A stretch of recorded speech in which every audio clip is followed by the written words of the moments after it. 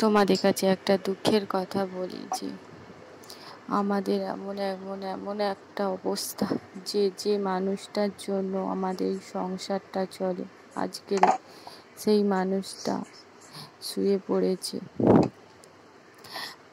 মানুষটার এমন অবস্থা, তাকে চোখে দেখা যাচ্ছে না।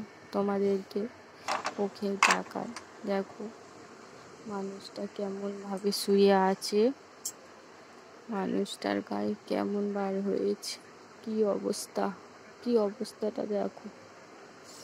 ওর পক্স হয়েছে। যে মানুষটার জন্য আমাদের সংসার চলে, সেই মানুষটা এরকম এতদিন শুয়ে আছে। এই অবস্থায় আমরা যে কি করব তাই ভেবে পাচ্ছি না। তোমরা প্রার্থনা করো যেন মানুষটা খুব তাড়াতাড়ি সুস্থ হয়ে যায়। তোমাদের আশীর্বাদ ছাড়া আমার কিছু আর না। আমি বড় ভিডিও করি না, তাই তোমাদের আশীর্বাদ নেওয়ার জন্য।